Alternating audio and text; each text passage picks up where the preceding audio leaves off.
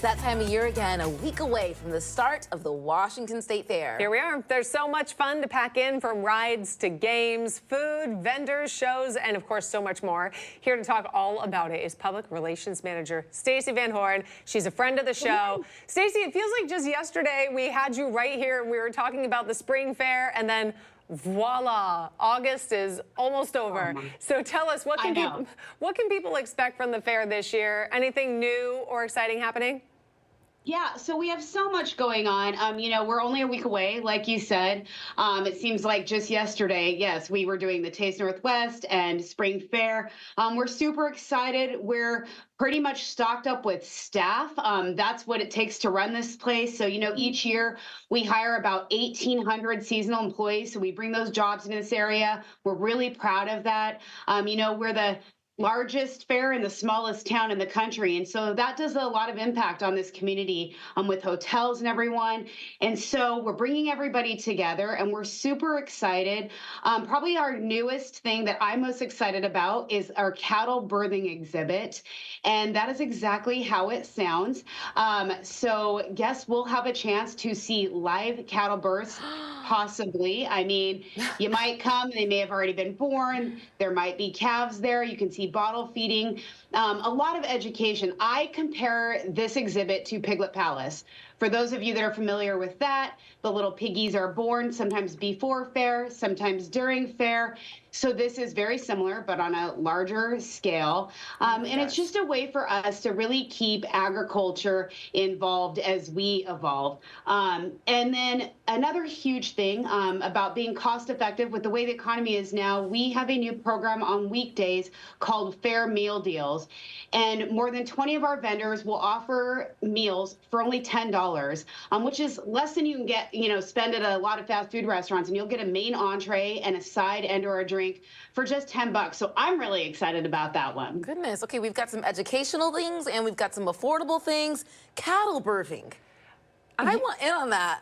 I gotta go. So I have to tell you, I went to visit one of our farms a few weeks ago, and as I walked up, Mama was giving birth. Yeah.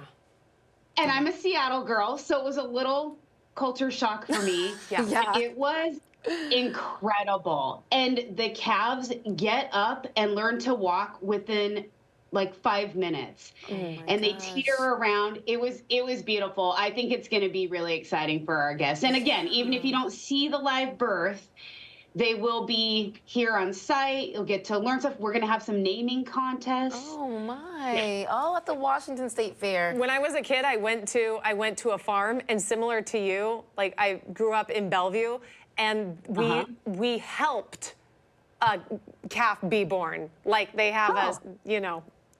Oh, I don't know, other than the gesture, I don't really know what else to say. But I know what you mean. You say that now that I've witnessed it, but I was standing way back there.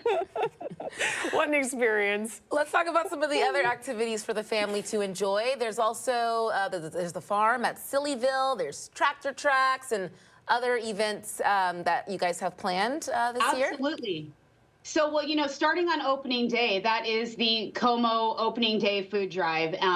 And we've done that for many years. So with a suggested food donation from 10:30 to 12:30, guests can get in free. Also, the entire opening weekend, thanks to BECU, kids 18 and under can get in free. So right there are some savings for people. For the older kids, our Extreme Scream, which is the tallest ride in the state and the tallest structure in the city of Puyallup, it is turning 25. So we're going to be doing some social media contesting, and that's our free fall ride. You can see it from everywhere in town. Yep, so that started in 1999, and that is turning 25, so that'll be fun. We will have a new spinning family coaster that we're kind of keeping under wraps until media day, but people can come check that out. That'll be in Sillyville. And then something else that we're really proud of this year is we are now officially sensory inclusive venue. So that was a certification that we had to get with an organization called Culture City. And we really are working to make sure that everybody can come here and feel included. So there will be quiet areas for people who maybe get overwhelmed but still want to come to the fair. When they're going into loud areas, there'll be notifications that it's a headphone zone.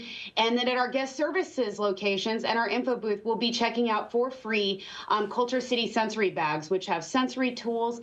And then we'll even have a sensory shed that Better Built Barns is putting together, where you can go in and just take a deep breath, sit on a beanbag and relax. So that's something we're really proud of this year as well. I think that's wonderful. You guys have really thought of it all. Then, of course, let's talk fair food here. I love that you touched on the deals food-wise that people can get on. What about actual food? What's being offered this year? So some new foods this year. They're new to the fair, not necessarily new to our signature events. So as some people know, we have food that's been here for 125 years. Vendors that have been here for 100 to 125 years. So it's hard to get into the fair sometimes with food. And so what we have started to do is we've taste tested, for lack of a better phrase, some vendors who want to get in at our spring fair and at our Taste Northwest. And so this year, what we're welcoming is ceviche. That was a big hit at the Taste. It was absolutely my favorite. I ate it all 3 days of the Taste. So that is new. Pie Bar made its debut at the Taste Northwest last year, and that's exactly what it sounds like. Every pie you could think of, and they rotate through with different flavors every day. So sometimes if your favorite was yesterday, it might be a different favorite tomorrow. And then we have Bao Box, and that is dumplings that you can get in a box. We have vegan, chicken, pork, and that one's another delicious one as well. And so those are our 3 new ones. And then a lot of our current vendors have new menu items that they like to keep under wraps until we open. So some of those will be a surprise. We'll have to wait and see. So many options. Stacey, can you just lastly expand on the economic impact of the fair? Why are events like this so important for cities and local businesses? Yeah, I think especially in the city of Puyallup, we are unique. We are very unique. If anybody's been to state fairs throughout the nation, they are in big major cities. We're in a suburb of Seattle, as everybody around here knows.